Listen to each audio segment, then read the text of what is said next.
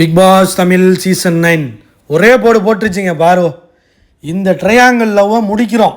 அரோரா இங்கே வா, சக்காலத்தி இங்கே வாடி அப்படின்னு அழைச்சி கொண்டு போய் வச்சு இதை முடிக்கிறோம். ஆதரை வந்து நல்லா ஏற்றி விட்டா. வந்து லைக் பண்ணுங்கள், கண்டிப்பாக சப்ஸ்கிரைப் பண்ணி வீடியோ பாருங்கள் ஃப்ரெண்ட்ஸ்.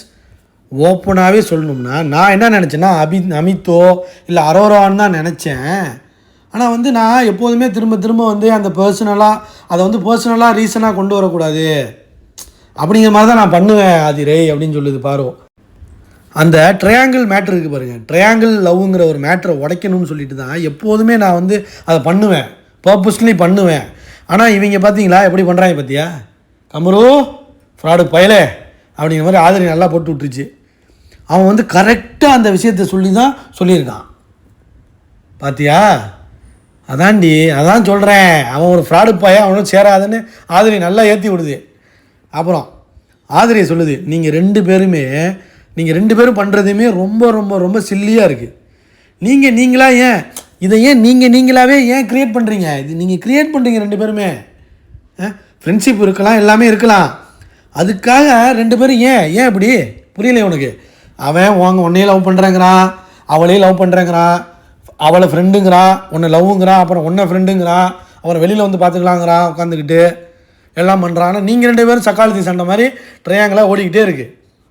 நீ வந்து அவளை பற்றி ஏதாச்சும் பேசுகிறது, அவள் ஒன்றை பற்றி பேசுகிறது, இப்படியே மாற்றி பெரிய கண்டென்ட்டாக விஜய் டிவி மாமா டிவி தான் ஜாலியாக என்ஜாய் பண்ணிகிட்டு இருக்காங்க.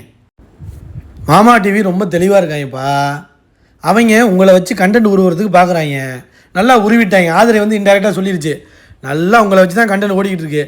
அது இந்த பலூனக்காவுக்கு தெரியாது, அது ஒரு சின்ன பொண்ணு, அது நான் படிக்க போகிறேன், அது பண்ண போகிறேன், இது பண்ண போகிறேன்னு அதை எதுக்கு வச்சுருக்காங்க, அடுத்து விஜய் டிவி ப்ராடக்டை மாற்றுறதுக்காக வச்சுருக்காங்க. ஆனால் அது டேக்கா கொடுத்துட்டு ஓடிணும் சம்பளத்தை வாங்கிட்டு, அது வேறு விஷயம். ஸோ என்னென்னு கன்வின்ஸ் பண்ணி ஏதாச்சும் இருக்க வைக்க வாய்ப்பு இருக்குது. இத்தனை நாள் உன்னை உள்ளே வச்சுருந்தோம், உனக்கு எந்த ஃபேமும் கிடையாது, உன்னை வெளியே அனுப்ப சொன்னாங்க, நாங்கள் தான் வச்சுருந்தோம்னு சொல்லி உன் மாதிரி கொண்டு போயிடுவாங்க. ரம்யாவுக்கு ஆல்ரெடி இந்த வாரம் கேப்டன் பதவியே கொடுத்துட்டாங்க. இந்த விஷயம்லாம் எங்களுக்கு தெரியாது பாருங்கள், உள்ளே கண்டென்ட் ஓடிக்கிட்டு இருக்கு.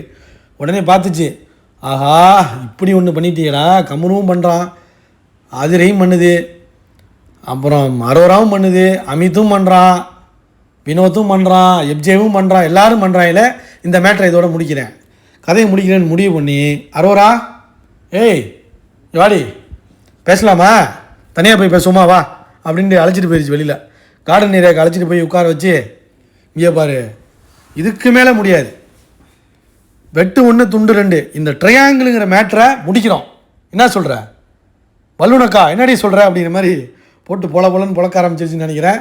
ஸோ பயங்கரம், இந்த ட்ரையாங்கிளை முடிக்கிறோம். லைக் பண்ணுங்கள்.